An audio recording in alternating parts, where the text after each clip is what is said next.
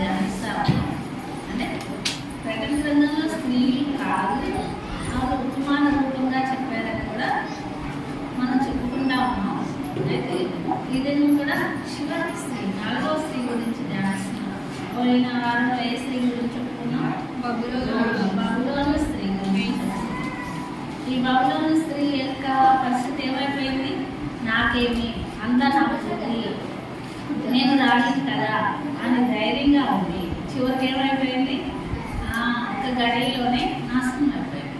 అదంతా నాశనం అయిపోయిన ఆ పరిస్థితుల్లో దేవుడు వెంటనే మళ్ళా లోకానికి ఏం తెలియపరుస్తా వచ్చాడో చూడండి. 19వ అధ్యాయం బబులోను పరిస్థితి ఆ విధంగా ఉన్నప్పుడు మళ్ళా వెంటనే దేవుడు ఏం చూపిస్తా వచ్చాడు? 19వ అధ్యాయం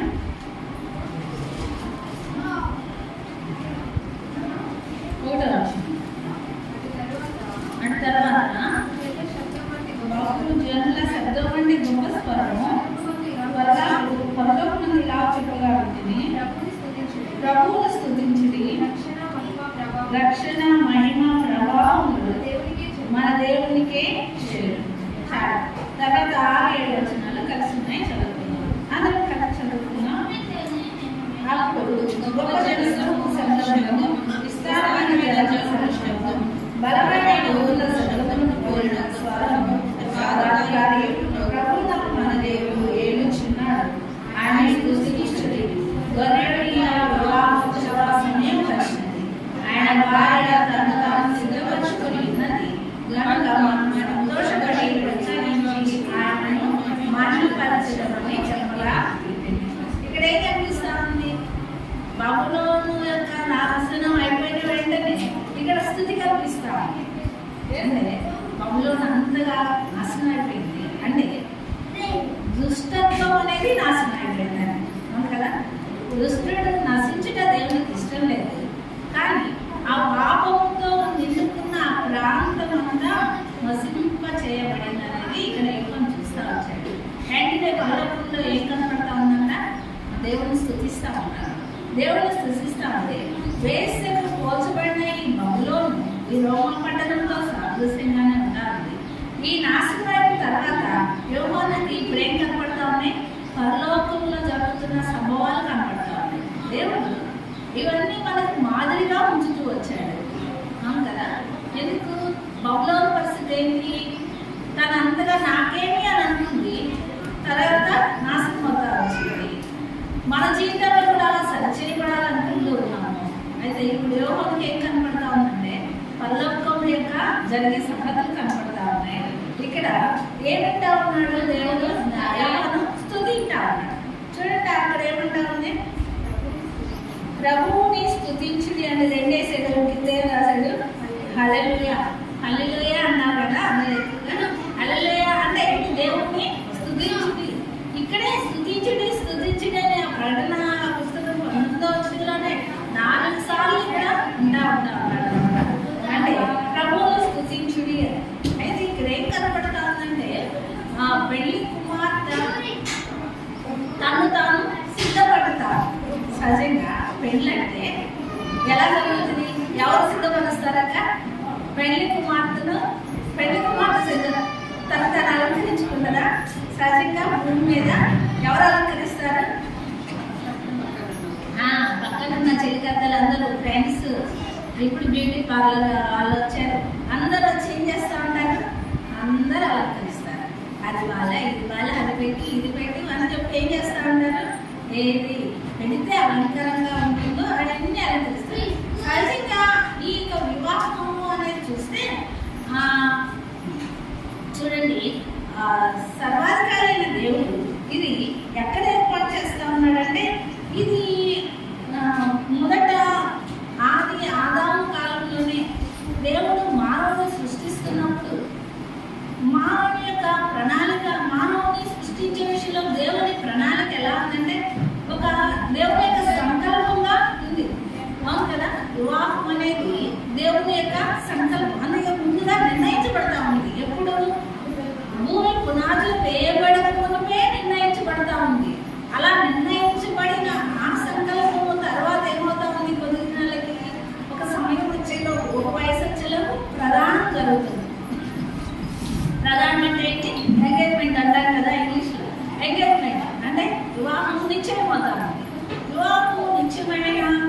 ఎంగేజ్మెంట్ అవుతుంది. ఆ ఎంగేజ్మెంట్ అయిన కొన్ని నెలలకి మనకేం జరుగుతుంది? వివాహం జరుగుతుంది. అవును కదా? సర్జికల్ భూమి మీద జరిగేది అలా జరుగుతూ ఉంటుంది. తర్వాత అయితే ఏం జరుగుతూ ఉంటుంది?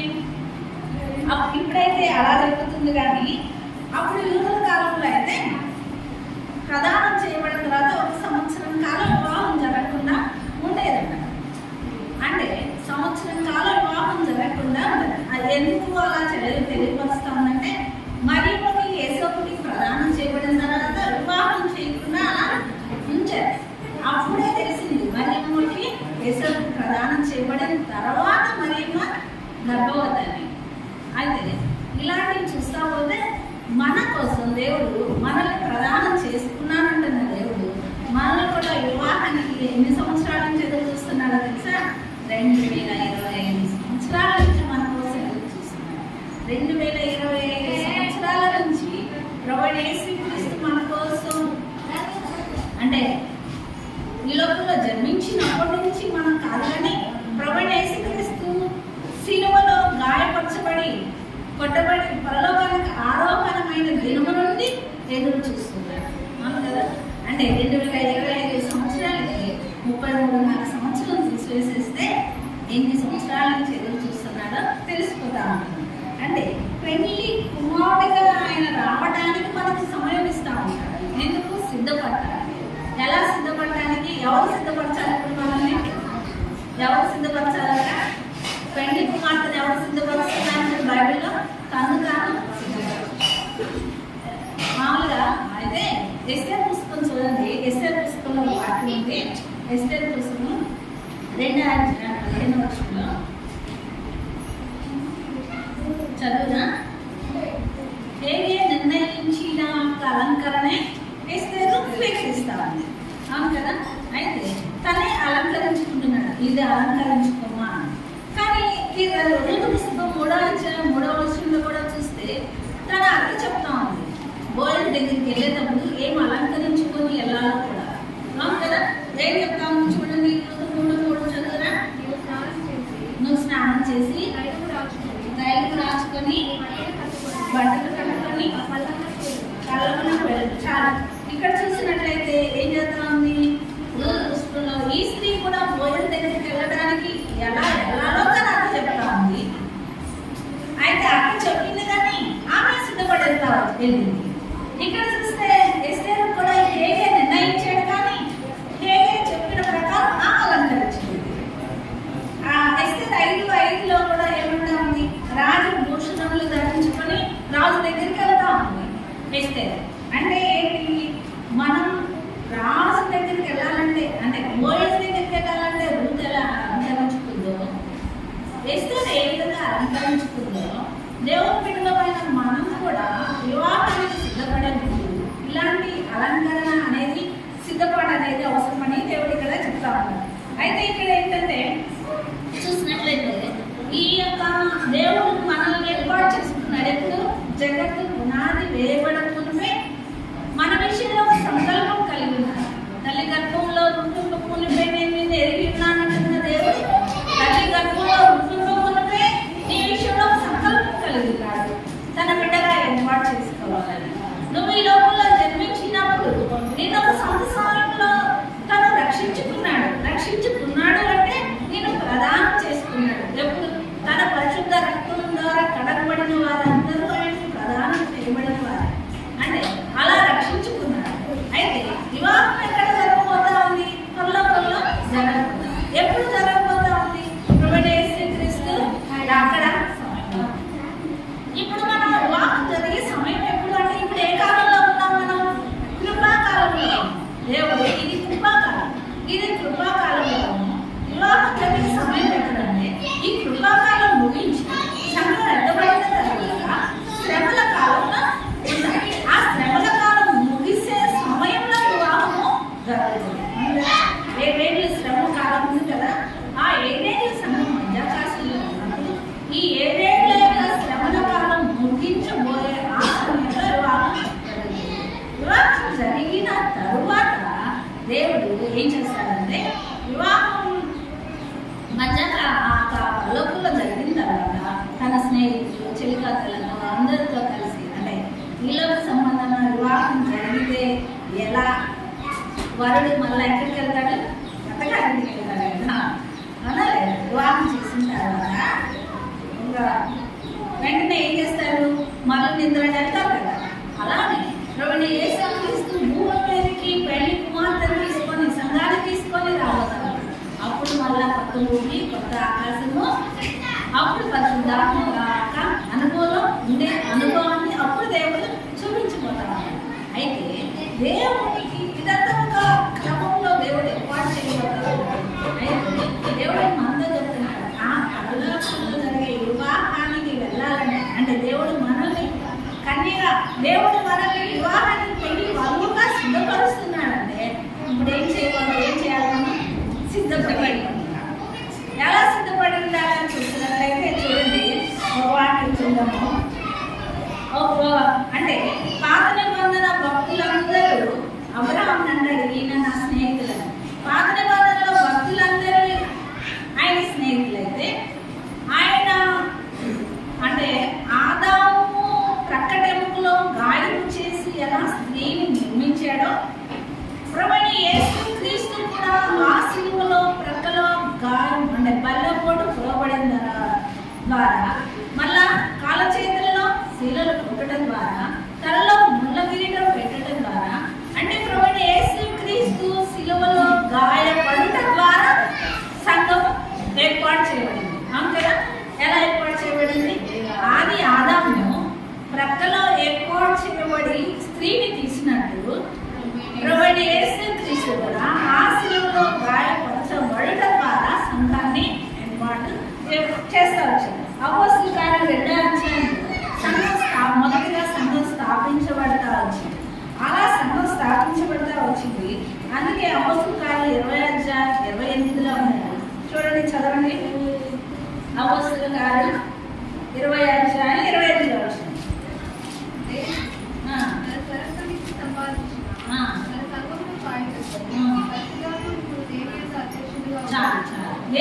దేనితో స్థాపించాడంటే సంఘాన్ని స్వరక్తం ఇచ్చి స్థాపించాడు. అంటే ప్రభువైన యేసుక్రీస్తు గాయపరచబడుట ద్వారా ఏర్పడినది ఈ సంఘం. అవును కదా?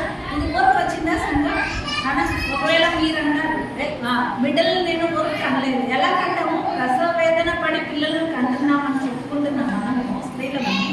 ఈ ప్రసవ వేదన ఈ భూమి మీద కొన్నారు కొద్ది దినాలే పడ్డానికి. ప్రభువైన యేసుక్రీస్తు ఎలా భరించాడు?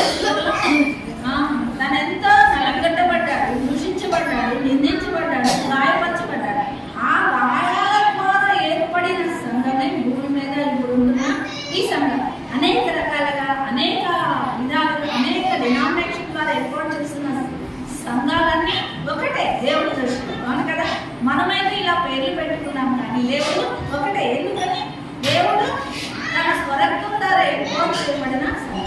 అయితే ఎవరు దేవుని సంఘంలో చేర్చబడతారు, ఎవరు నీతిని అనుసరించి జీవిస్తారు, వారు దేవుని యొక్క పరలోకం యొక్క దేవుని యొక్క వివాహానికి హక్కులవుతారు, యోగ్యులవుతారు అన్నమాట. అందుకే ఏమంటారంటే చూడండి, ఏమంటాడో కీర్తనలు 45వ అధ్యాయం 13-14. కీర్తనలు 45వ అధ్యాయం.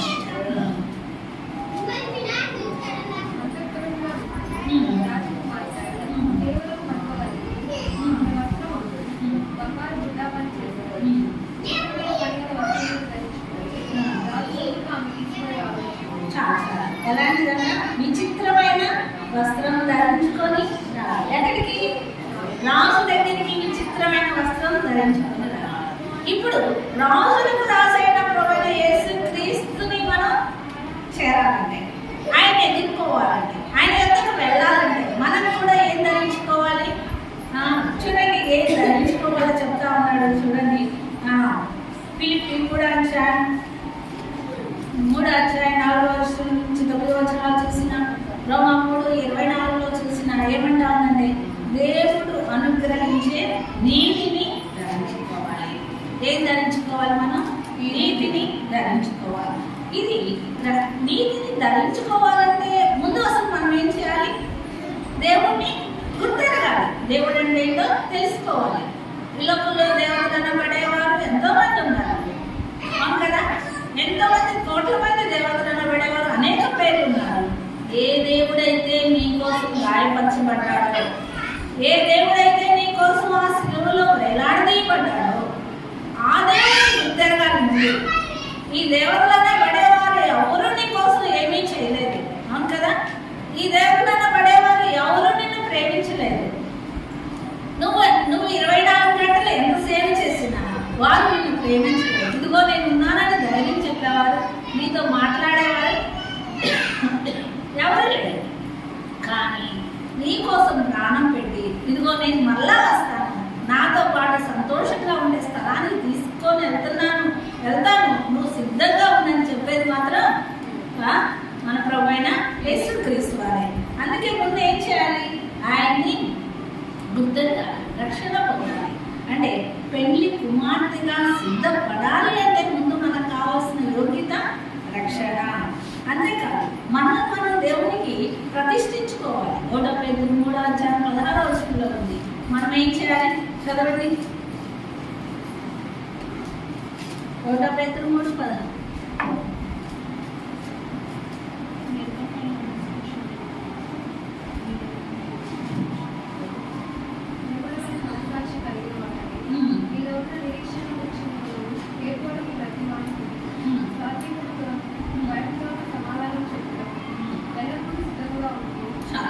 ఎలాంటి స్వభావం కలిగి ఉండాలి? సాత్వికముతోను భయముతోను. అంటే ఇలాంటి సాత్వికము, ఈ భయము, దేవుని భయం ఎప్పుడు వస్తాయి? దేవుణ్ణి గుర్తించినప్పుడే, దేవుడు అంటే ఏంటో తెలుసుకున్నప్పుడే. దేవుడు అంటే ఏంటో తెలుసుకోకపోతే దేవుని భయం ఉండదు, ఈ ఓర్పు ఉండదు, సాత్వికం ఉండదు, నిర్లక్ష్యం, గాపం, అసలు ఏమైపోతా ఉంటే ఏమైనా చేసుకో అన్నట్టు అలాంటి స్వభావం కలిగి ఉంటా ఉన్నాం. అందుకని ఈ 1 Petrus 3:16 ఏమంటున్నారంటే దేవునికి మనం ప్రతిష్ఠించుకోవాలి. ముందుగా రక్షించబడాలి, దేవునికి మనం ప్రతిష్ఠించుకోవాలి. సో తర్వాత రోమా పుస్తకం 1:15 చెప్పినట్టు సర్వలోకానికి వెళ్ళి రోమా 1:15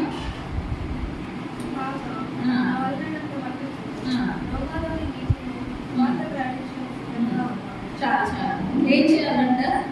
సువార్త ప్రకటించే అనుభవంలో ఉండాలి, రక్షించబడాలి, మనం ప్రతిష్ఠించుకోవాలి, సువార్త ప్రకటించే అనుభవంలో ఉండాలి. అంటే మనం పొందిన ఆ రక్షణ, మనం ఏదైనా తిన్నామనుకో బాగుందని చెప్పుకుంటామా లేదా? చెప్పుకుంటామా? ఎవరైనా ఏదైనా పెట్టారనుకో బాగుంది, ఎలా చేసాం అనా అడిగి మరీ చేపించుకుందాం. లేకపోతే వాళ్ళు చేసిన ఎలా చేశారో మనం తెలుసుకొని మనం ప్రయాసపడి మళ్ళా చేసుకుంటాం. ఎందుకు అంత బాగుందని?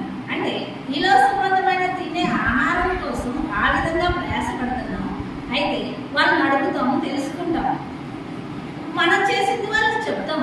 అయితే ఇక్కడ స్వార్థ విని రక్షించబడిన మనం దేవుని కోసం ప్రతిష్ఠించుకొని జీవించాలనుకుంటున్న మనం కూడా ఏం చేయాలన్నా ఆ రక్షణ సువార్తని ఇతరులకు తెలియపరచాలి. మంచిదైతే తెలియపరుస్తున్నాం, చెడ్డదైతే తెలియపరచడం. ఇప్పుడు ఇది మంచిదా కాదా? మంచి సువార్తే కదా ఇది, అవును కదా? దేవుడు ఈ సువార్తను, మంచి వార్తను దేవుడు మనకిచ్చినప్పుడు మనం కూడా ఏం చేయాలి? అందరికీ మంచి పెట్టేవారిగా ఉండాలి. అప్పుడే దేవునికి ముందుగా మనల్ని సిద్ధపరచుకుంటాం. అలా సిద్ధపాటు కలిగి ఉన్నాము అంటే ఈ లక్షణాలు మనలో ఉండాలి. అలా లక్షణాలు లేకపోతే మనలో సిద్ధపాటు లేనట్లే. అయితే ఇలాంటి లక్షణాలు కలిగి ఉన్న మనము ఈ యొక్క విచిత్రమైన వస్త్రం ధరించుకున్నట్టు ఆస్తి మనం కూడా ఏం చేయాలి? నీతిని వస్త్రంగా ధరించుకోవాలి. అంటే మనము పెళ్లి కుమార్తెగా సిద్ధపడుతున్నాము అనే దానికి గుర్తుగా ఏంటంటే మన ప్రవర్తన, మన మాటలు, అవును కదా, మన నడతలు, మన ఆలోచనలు, దీన్ని బట్టే ఒక పెళ్లి వరువుగా ఉంటారు. సహజంగా పెళ్లి కుమార్తెగా చేసేటప్పుడు ఏముంటాయి? గుర్తులు ఏముంటాయి? ఈ లోక సంబంధమైన విధంగా లోకరీతిగా అయితే వాళ్ళకి ఏం చేస్తారు? ప్రధానము, మళ్ళా నలుగురు, స్నానాలు, అవన్నీ ఒక రకమైన గుర్తింపు వచ్చేలాగా వాళ్ళు చేస్తూ ఉంటారు. అయితే ఆత్మీయమైన మనం ఏం చేస్తా ఉన్నాం? అలాంటి వాటికి ఈ లోక సంబంధమైన వాటిని చేయం కదా. ప్రాంతంలో పట్టుదల కలిగి దేవుని వైపు చూస్తూ పరిశుద్ధమైన అనుభవంలో ఒక పెళ్లి కుమార్తెను సిద్ధపరుస్తాను. అయితే దేవుని బిడ్డలమైన మనం పెళ్లి కుమార్తెగా సిద్ధపడాలి అంటే చూడండి ఏమంటా ఉన్నాడో వాక్యం ఉంది. 1 కొరింథీ 15:34. 1 కొరింథీ 15:34. చాలు ఎలాంటి ప్రవర్తన కలిగి ఉండాలన్నా మన ప్రవర్తన నీతి కలిగి ఉండాలి.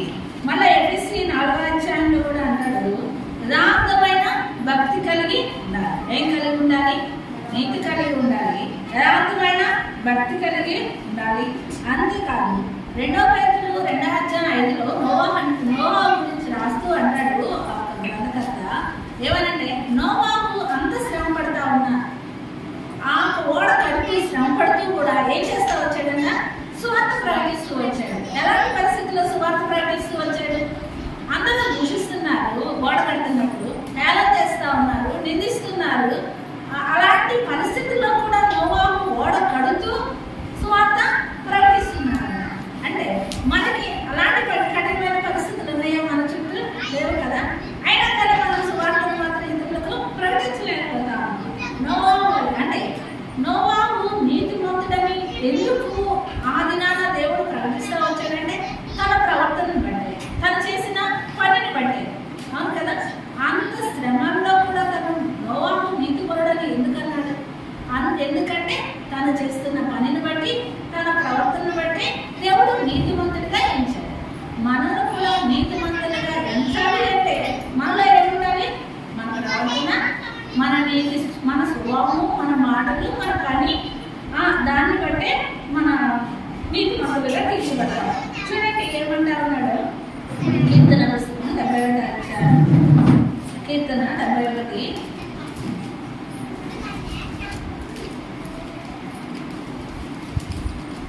కీర్తన 71:15 చదవండి. ఈ నీతిని ఈ రక్షణను నా నోరు దినమెల్లా వివరించును. చాలా ఏంటంట?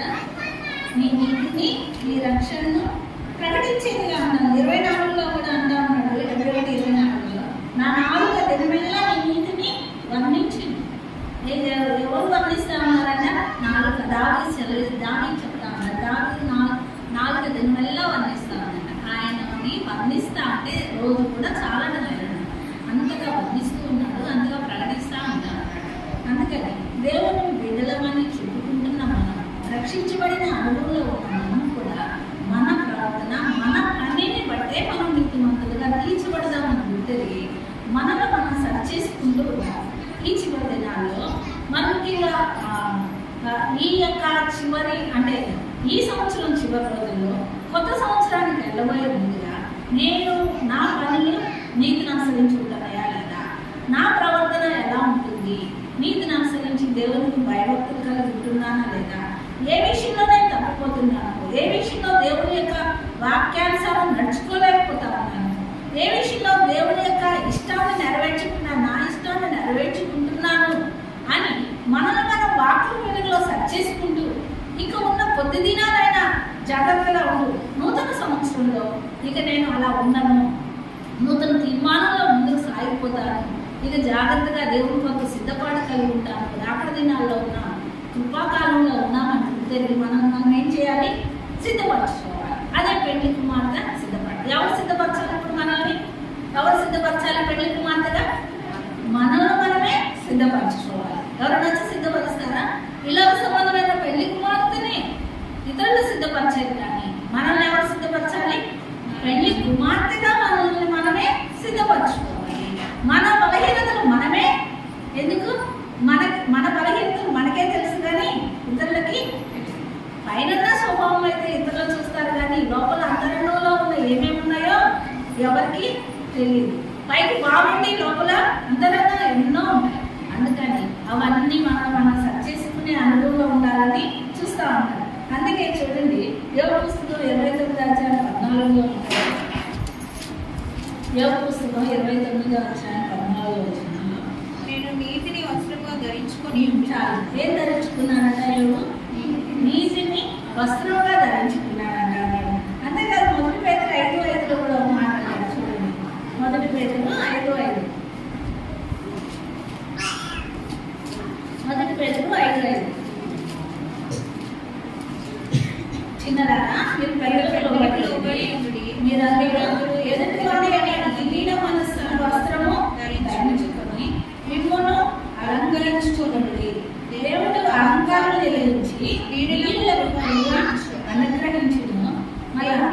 వచనం కూడా. దేవుడు తగిన సమయమందు మిమ్మల్ని హెచ్చించినాడు. ఆయన బలిష్టమైన చేతి కింద దీన మనస్సులై. ఏదైనా మనం అలంకరించుకోవాల్సింది నీతిని అలంకరించుకున్నట్టు దీన మనస్సు అలంకరించుకోవాలి. ఏం అలంకరించుకోవాలి? దీన మనస్సు అనే వస్త్రాన్ని ధరించుకొని మిమ్మల్ని మీరు అలంకరించుకోవాలి. పెళ్లి కుమార్తెగా మనకి ఇప్పుడు ఏ అలంకరణ కావాలి? అది నా ఏగేకి నిర్ణయించాడు. ఎస్తేర్ కోసం ఏగే నిర్ణయించాడు ఏ అలంకరణ కావాలి. ఇది నా దేవుడే నిర్ణయిస్తున్నాడు మనకి ఏ అలంకరణ అయితే బాగుంటుందో అని. అవునా? దేవుడే ఒక్కొచ్చాడు మన ముందు, అమ్మా ఈ అలంకరణ అలంకరించుకో, నీతిని అలంకరించుకో, ఇక దీన మనసు అనే వస్త్రాన్ని అలంకరించుకో. ఏమంటా ఉన్నాడు? దీన మనస్కులై ఉండి అన్నాడు. ఇలాంటి అలంకరణ అలంకరించుకో, అప్పుడు రాజు దగ్గరికి నువ్వు వెళ్ళగలవు. ఏం చెప్తా ఉన్నాడు ఎస్తేర్కి? ఈ అలంకరణ అలంకరించుకో, నువ్వు రాజు నిన్ను అంగీకరిస్తాడు అనగా ఆమె ఏం చేసింది? అలంకరణ అలంకరించుకుంది. అలాగే దేవుడు కూడా కొన్ని అలంకరణ మనం ముందుంచుతున్నాడు. ఈ దీన మనస్సు, తగ్గింపు స్వభావం, మన నీతి అనే స్వభావం, ఇలాంటివన్నీ మనం ఉన్నట్లయితే మన ప్రవర్తన, మన మాటలు, దేవుడు ఇచ్చిన ఈ అలంకరణ మనం అలంకరించుకుంటే ఎవరి దగ్గరికి మనం కూడా ఎవరి దగ్గరికి వెళ్తాం? రాజు దగ్గర. రాజులకు రాజైన ప్రభువుని, పెళ్లి కుమారుని మనం చేరడానికి యోగ్యులంగా ఉన్నాం. ఈ అలంకరణ లేకపోతే ఏం చేస్తాం? ఏమైపోతాం? మనం విడవబడ్డాం, వెళ్ళం, పెళ్లి కుమార్తెగా వెళ్ళలేము. ఆ యోగ్యత కోల్పోతాం, దేవుడితో ఆ వివాహ అనుభవాన్ని కోల్పోతాం.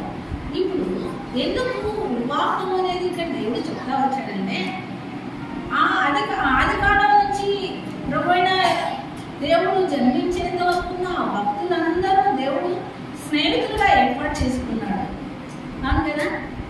మనల్ని అయితే దేవుడు గాయపరచబడిన రక్తం ద్వారా మనల్ని కొని మనల్ని సంఘంగా ఏర్పాటు చేసి ఒక వధువుగా సిద్ధపరుస్తున్నాడు.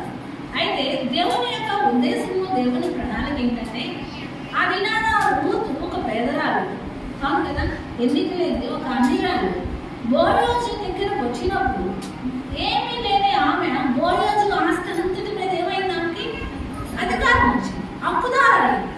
దేవుడు కూడా మనకు ఆ యోగ్యత ఇవ్వబోతున్నాడు. ఏమివ్వబోతున్నాడు? మన వివాహానికి సిద్ధపడుతూ మనం దేవుడిని ఎదుర్కొని ఆ వివాహానికి వెళ్ళితే దేవుడి యొక్క ఆ పరలోకమున్న ఆ దేవుడుకున్న స్వాస్థాలన్నిటి మీద మనకు కూడా ఏముంది? అధికారం, హక్కు ఉంది మనకు కూడా. ఆ హక్కు ఇవ్వడానికి మనల్ని సిద్ధపరుస్తుంది. అవును కదా? ఎందుకు సిద్ధపరుస్తున్నాడు? ఇన్నాళ్ళ విడిచిపెట్టడానికి కాదు. ఎందుకు సిద్ధపరుస్తున్నాడు? ఈ లోకంలో నేను పోషిస్తాడు, ఈ లోకంలో నేను ఆదరిస్తాడు, ఈ లోకంలో భద్రపరుస్తాడు. దేవుడు కొరకు నిన్ను సిద్ధపరుస్తుంది. ఎందుకంటే దేవుడుకున్న ఆడన్నిటి మీద మనం కూడా హక్కు ఇవ్వటానికి మనం సిద్ధపరుస్తున్నాడు. అందుకే అమ్మా ఇవి అలంకరించుకుంటే నా దగ్గరికి వస్తారు. ఇప్పుడు వీటన్నిటి మీద మీకు కూడా హక్కు ఉంటుంది.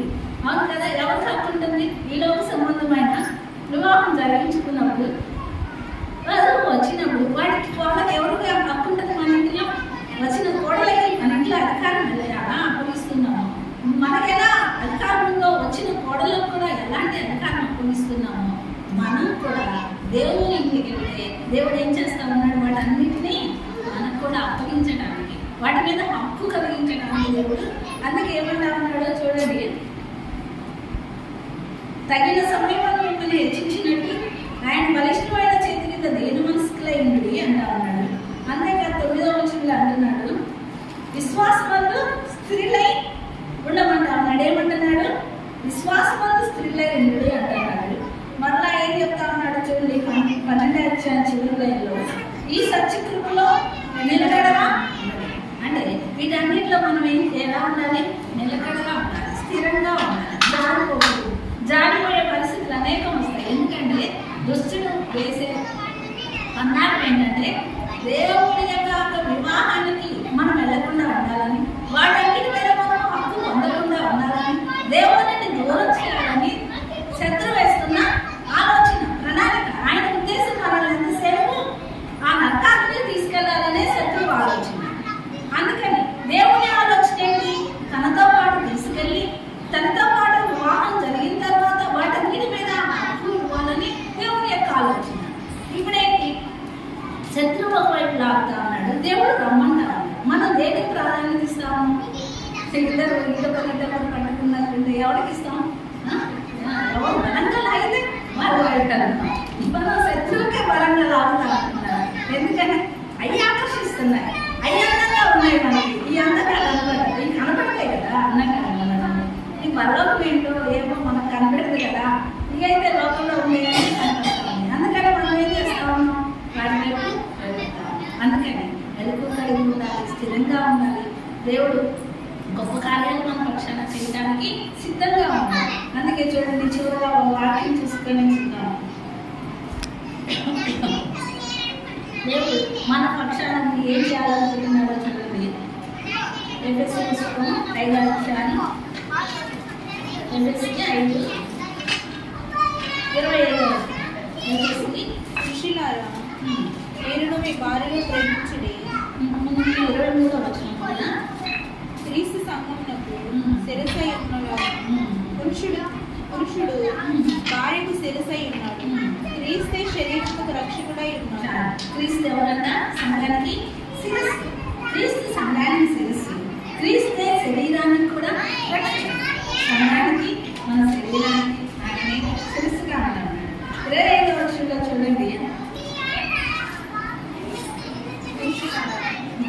కింద అటువంటి క్రీస్తు కూడా సంఘంలో ప్రేమించి అది కలంకమైన మొడతాయను అంటే మరి ఏదైనా లేక పరిశుద్ధమైనది కాను, నిర్దోషమైనది కాను, మహిమగల సంఘము గాను ఆయన తన ఎదుట దానిని నిలవబెట్టుకొనవలనని వాక్యముతో ఉదక స్నానం చేత దానిని పవిత్రపరిచి పరిశుద్ధపరచుటకై దాని కొరకు తను తాను అప్పగించుకొనెను. ఎందుకు? ఆయన అంత శ్రమపడి మనల్ని ఏర్పాటు చేసుకుంది మనల్ని ఆయనతో పాటు నిలబెట్టుకోవడానికి. అది ఎలా ఉండాలని కోరుకుంటున్నాడు దేవుడు? కలంకం లేకుండా, ముడత లేకుండా, మచ్చ లేకుండా, ఏమీ లేకుండా పరిశుద్ధమైనదిగా, నిర్దోషమైనదిగా ఉండాలని.